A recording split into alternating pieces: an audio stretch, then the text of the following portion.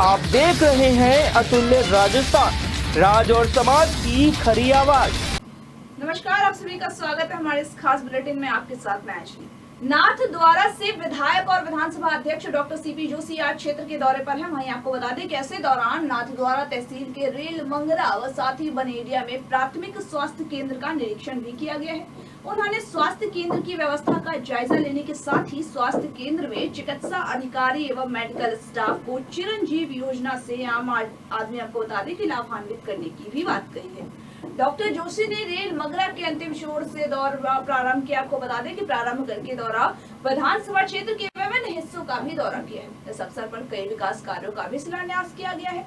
इस दौरान उपखंड अधिकारी भी मौजूद रहे। आपको बता दें कि मनसुख डामोर विकास अधिकारी, विष्णु तहसील समेत स्थानीय अधिकारी भी मौजूद हैं। छोटी सादड़ी में केंद्र की भाजपा सरकार के विफल एवं आर्थिक नीतियों और कुशासन के कारण बेलगाम होती महंगाई तथा साथ ही दिन प्रतिदिन पेट्रोल, डीजल व घरेलू गैस के दामों में हो रही बेतहाशा अनियंत्रित वृद्धि के विरोध में गुरुवार को सहकारिता मंत्री उदय लाल अंजना के नेतृत्व में कांग्रेस पदाधिकारियों और साथ ही कार्यकर्ताओं ने राष्ट्रपति के नाम उपखंड अधिकारी को ज्ञापन सौंपा है। ज्ञापन में बताया गया है कि देश में पिछले 7 सालों से लगातार बढ़ती महंगाई और गिरती आमदनी से जनता बेहाल है। नागरिकों की इस परेशानी रूपी घाव पर मिर्च लगाने का कार्य कोरोना ने किया है। कोरोना के कारण पिछले 2 सालों से देश की अर्थव्यवस्था ठप हो चुकी है। कोरोना महामारी व केंद्र की गलत आर्थिक नीतियों ने दैनिक मजदूरी करने वाले लोगों, शिल्पकारों, ठेला घूमटी और साथ ही व्यापार करने वाले छोटे मध्यम परिवारों की भी कमर तोड़ कर रखी है। उन्होंने आरोप लगाते हुए कहा कि केंद्र सरकार निम्न एवं मध्यम वर्ग के नागरिकों को राहत पहुंचाने वाली नीतियां बनाने की बजाय केवल अपने खास उद्योगपति मित्रों के घर भरने में लगी हुई है। कोरोना वायरस से बचाव के लिए जहां एक और कोरोना टीकाकरण तेजी से बढ़ रहा है, तो वहीं वायरस के नए वेरिएंट पर वैक्सीन का भी असर कम होने लगा है। आपको बता दें कि अभी तक सरकार का दावा कर रही थी कि कोरोना वायरस के विभिन्न वेरिएंट पर वैक्सीन असरदार है, लेकिन पहली बार वैज्ञानिकों ने अध्ययन में साबित कर दिया है कि बीटा और डेल्टा वेरिएंट पर देश की पहली स्वदेशी वैक्सीन कोवैक्सीन डोज से 2 से 3 गुना तक कम असरदार है। आपको बता दें कि पुणे स्थित नेशनल इंस्टीट्यूट ऑफ वायरोलॉजी के वैज्ञानिक ने यह अध्ययन किया है। इसके लिए कोरोना से ठीक होने वाले वैक्सीन की दोनों डोज लेने के बाद भी आपको बता दें कि लोगों का अलग अलग समूह लिया गया है। अध्ययन के दौरान 20 ऐसे मरीजों का चयन किया गया है जो कि 4 सप्ताह पहले ही कोरोना निगेटिव हुए हैं।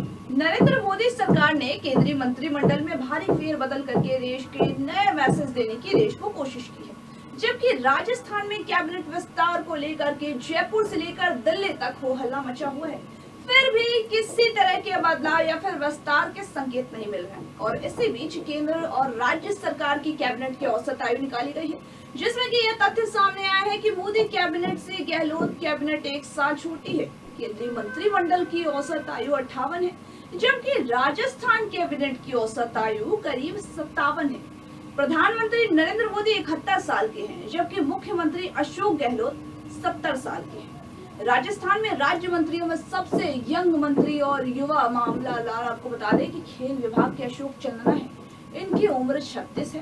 कैबिनेट में सबसे कम उम्र के मंत्री अल्पसंख्यक मामलात हैं, जो कि आपको बता दें सालेह मोहम्मद है। जबकि सबसे उम्र दराज अगर बात की जाए तो यूडीएच मंत्री शांति धारीवाल है, जो कि 77 वर्ष के हैं। इसके बाद ऊर्जा और जलदाय मंत्री वीडी कल्ला है, जिनकी आयु 71 वर्ष है। उद्योग मंत्री प्रसादी लाल मीणा 70 साल के हैं। विदेश मंत्री एस जयशंकर शुक्रवार को जॉर्जिया की 2 दिवसीय यात्रा पर जाएंगे। इस दौरान वहां अपने समकक्ष के दौरान द्विपक्षीय संबंधों के विविध पक्षों पर और साथ ही क्षेत्रीय और वैश्विक हितों के मुद्दों पर भी विचार का आदान प्रदान करेंगे। विदेश मंत्रालय की ओर से जारी बयान में कहा गया है कि किसी भी भारतीय विदेश मंत्री की स्वतंत्र जॉर्जिया की यह पहली यात्रा होगी। मंत्रालय ने यह भी कहा है कि जयशंकर जॉर्जिया के उप प्रधानमंत्री और विदेश मंत्री डेविड जे कलियानी के आमंत्रण पर 9 और 10 जुलाई को जॉर्जिया की यात्रा करेंगे। इस दौरान वे अपने समकक्ष के साथ बैठक में द्विपक्षीय मुद्दों पर भी वार्ता करेंगे और इसी दौरान द्विपक्षीय संबंधों के विविध पक्षों पर भी बातचीत होगी तथा साथ ही क्षेत्रीय एवं वैश्विक हितों के मुद्दों पर भी विचारों का आदान प्रदान होगा। राजस्थान में सहायक रेडियोग्राफर भर्ती में बड़ा घपला सामने। आपको बता दें कि चयन बोर्ड ने 21 मई 2021 को सहायक रेडियोग्राफर भर्ती के नतीजे जारी किए थे। इनमें से कि 1058 पद थे, लेकिन बोर्ड को 750 अभ्यर्थी ही योग्य मिले। इनमें से 209 अभ्यर्थियों के डिप्लोमा में गड़बड़ियां पाई गई हैं। उनका चयन निरस्त कर दिया गया है क्योंकि मध्य प्रदेश के 4 संस्थानों में आपको बता दें कि डिप्लोमा लेने वाले 413 अभ्यर्थियों के डिप्लोमा में अनियमितता मिलने के बाद राजस्थान पैरामेडिकल काउंसिल ने उनका रजिस्ट्रेशन अस्थायी रूप से रद्द कर दिया है। ये 209 चयनित अभ्यर्थी हैं, इनकी 413 में शामिल थे। इस घपले में 4 बड़े जिम्मेदार भी हैं। पहला मध्य प्रदेश पैरामेडिकल काउंसिल, दूसरा 413 अभ्यर्थियां को बता दें कि जिन्होंने डिप्लोमा लेने के फर्जीवाड़ा किया है, वो तीसरा है मध्य प्रदेश के वे 4 संस्थान जिन्होंने अभ्यर्थियों को डिप्लोमा दिया है, तथा साथ ही चौथा है राजस्थान पैरामेडिकल काउंसिल। रेल मंत्रालय की कमान संभालते ही मंत्री अश्विन वैष्णव ने बड़े बदलाव का ऐलान कर दिया है। रेल मंत्री की घोषणा के मुताबिक मंत्रालय से जुड़े विभाग के कर्मचारी और अधिकारी अब 2 शिफ्टों में काम करेंगे। रेल संचार एवं इलेक्ट्रॉनिक्स एवं साथ ही सूचना प्रौद्योगिकी मंत्री कार्यालय से एक नोट जारी किया गया है, जिसमें कहा गया है कि रेल मंत्री के निर्देश के अनुसार तत्काल प्रभाव से मंत्रालय के सभी स्टाफ 2 शिफ्ट में काम करेंगे। पहली शिफ्ट सुबह के 7 बजे से शुरू होगी और शाम के 4 बजे तक चलेगी। वहीं आपको बता दें कि दूसरी शिफ्ट की अगर बात की जाए तो दूसरी शिफ्ट 3 बजे से शुरू होगी और 12 बजे तक चलेगी। रेलवे बोर्ड के अधिकारियों ने स्पष्ट किया है कि इस आदेश के अनुसार सिर्फ मंत्री सेल के लोग आएंगे, निजी और रेलवे स्टाफ पहले की तरह ही काम करेंगे। प्रदेश में कोरोना संक्रमण व लॉकडाउन के कारण सरकारी बिजली कंपनियों ने बिना रीडिंग के ही ऑनलाइन औसत बिजली बिल भेजे थे। आपको बता दें कि उपभोक्ता ने ईमानदारी दिखाते हुए पेनल्टी से बचने के लिए बिल भी जमा करवा दिया है। अब वास्तविक रीडिंग के साथ ही मार्च जून तक आई पूरी मीटर रीडिंग की राशि वसूली जा रही है। ज्यादातर बिलों में लॉकडाउन के दौरान जमा हुई राशि की कुल बिलिंग राशि से कम नहीं किया गया है। अब उपभोक्ता को ANA आपको बता दें XEAN दफ्तरों के चक्कर काटने पड़ रहे हैं। सरकार के निर्देश के बावजूद 25 जून तक जमा हुए बिलों से विलंब शुल्क भी नहीं हटाया गया है। आपको बता दें कि बिजली कंपनियों के इस अनियमितता से प्रदेश के 5 लाख से ज्यादा उपभोक्ता प्रभावित हुए हैं। हर सब्सिडी डिवीजन में से 10 से 20 उपभोक्ता रोजाना बिलों की शिकायत लेकर भी आ रहे हैं। तृणमूल कांग्रेस ने बृहस्पतिवार को आरोप लगाया है कि अलीपुरद्वार के सांसद जॉन बारला को केंद्रीय मंत्री बनाना यह साबित करता है कि भारतीय जनता पार्टी पश्चिम बंगाल के विभाजन का समर्थन करती है।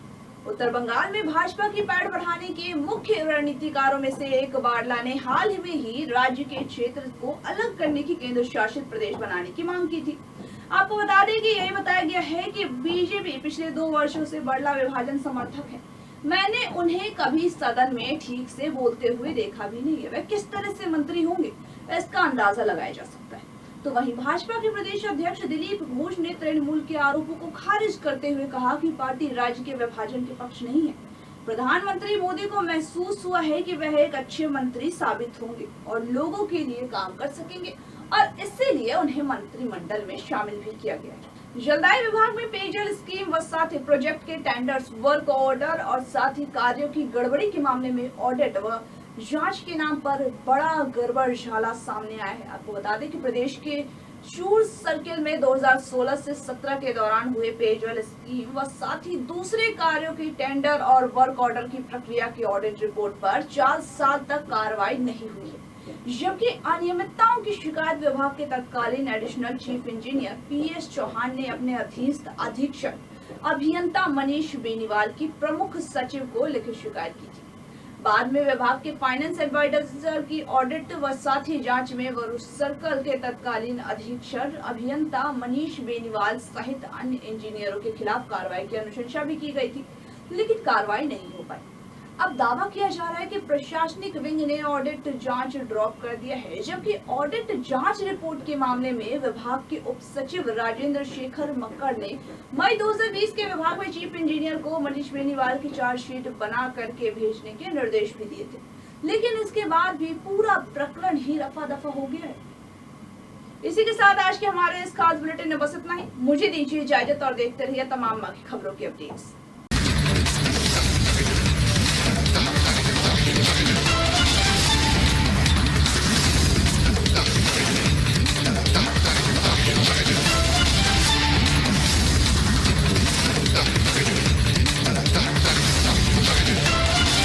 आप देख रहे हैं अतुल्य राजस्थान, राज और समाज की खरी आवाज।